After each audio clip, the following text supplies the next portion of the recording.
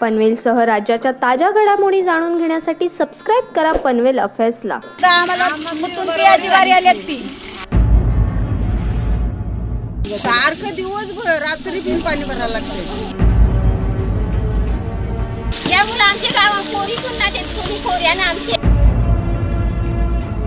काही जण झोप उडवण्यासाठी तोंडावर पाणी मारतात, मात्र याच पाण्याने उडवली आहे त्या महिलांची झोप। होय, ही व्यथा आहे सिद्धे करवली गावातील त्या महिलांची, ज्या पाण्याच्या थेंबासाठी रात्रभर झोपत नाही। 350 घरांसाठी 4 नळातून मिळणाऱ्या पाण्याची दुर्दशा। एकीकडे निवडणुकीचे वातावरण देशभरात सुरू आहे, तसे ते पनवेलच्या खेड्यापाड्यातही आहे। मात्र सिद्धी करवले या सुमारे 2000 लोकवस्तीच्या गावाच्या ग्रामस्थांना पिण्याच्या पाण्यासाठी दररोज कसरत करावी लागते। कुटुंबातील एक महिला सक्षम झाली की सारे कुटुंब गाव सक्षम होते, हे बोलण्याचं वाक्य याच गावात आल्यावर कळतं। पनवेलची स्मार्ट सिटी करायला सरकार आणि येथील राजकीय पुढारी निघाले, परंतु येथील महिलांना दररोज पहाटे उठून पाण्यासाठी डोक्यावर हंडा घेऊन वणवण करावी लागते।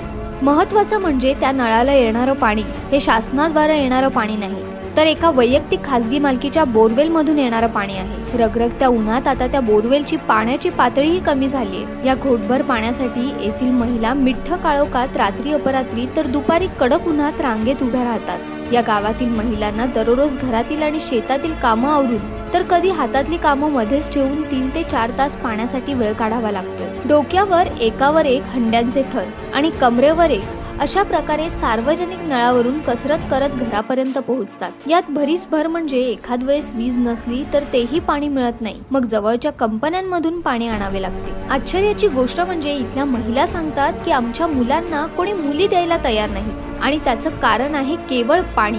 पाण्याची ही भीषण समस्या। इथं माणसांना प्यायला पाणी नाही तर गुरढोरं सांभाळायची कशी, म्हणून कित्येक वर्ष सांभाळलेल्या त्याच गुराढोरांना आता विकावं लागतंय। केपटाऊन इथे पाण्यावर सरकारने पहारा लावला, तशीच काहीशी वेळ पनवेलच्या गावातील जलस्रोतांवर आली आहे। घर भरपूर लांब आहे, तिकडे गावात पाणी न्यायला लागतं एवढे लांबून। मग काय योच पाणी, दुसरं कुठं पाणी आहे गावात? आम्हाला गेलं तर आम्हाला मुतुंबी वारी आल्यात ती पाणीच नव्हतं आम्हाला अजिबात। या 2 बोरिंग दिवस चालले आमच्या गावात का 4-5 वेळेला न्यायलाच लागतं आम्हाला। ना न्यायला तर आमचं बरं जमत ना। 4ला 5ला उठायला लागतं, दिवसातनं 4 वेळेला पाणी भरायला लागतं। 2-3 तास जातात पाण्यावर। सगळ्याला इथूनच कपडे धुवायला, सगळ्याला आंघोळीला, सगळ्याला इकडूनच। ढोरा असतील, ढोरांना पण एवढा त्रास होता आम्हाला। 4ला उठायला लागतं आम्हाला पाणी ना पुरं।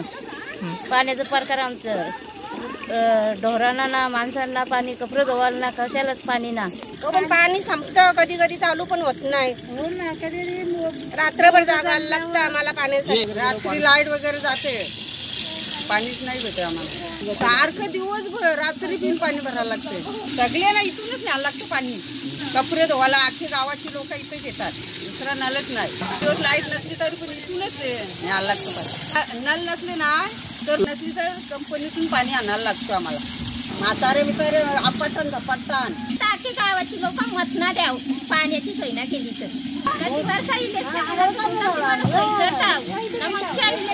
आम्हाला ना काही सोय करी तर काही बरोबर करू।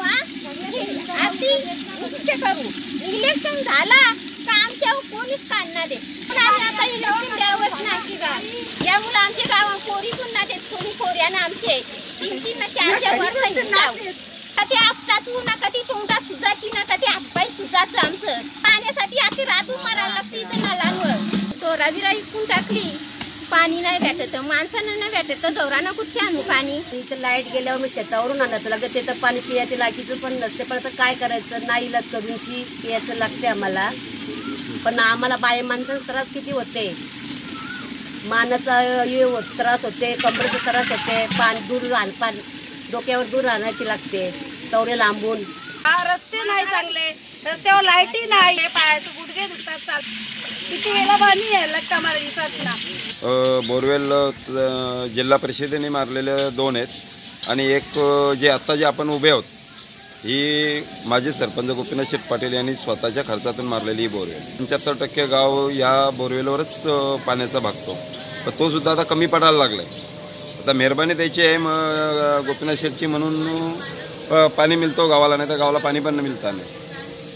आणि प्रशासनाचा असं कुठलाच माणूस तिथे आला नाही अजूनपर्यंत किंवा पाण्याची काय व्यवस्था केलेली नाही अजून. मला तर वाटतं आता टँकर चालू करण्याची वेळ आलेली आहे, कारण आता बरेच लोक रात्री पण पाण्यासाठी वन भटकाची वेळ आलेली. बरीच लोक गावाच्या बाहेरून कुठे गावाच्या बाहेर विहिरी आहेत किंवा खाणी आहेत पाण्याच्या, तिकडनं पाणी आणतात.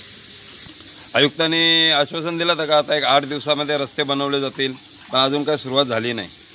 आणि प्रशासनाला हीच एक विनंती आहे, आयुक्तांना विनंती आहे का ते ताबडतोब पहिला रस्त्याची डागडुगी करून आणि आमच्या गावाला पाण्याच्या टँकरने पाणी चालू करावं.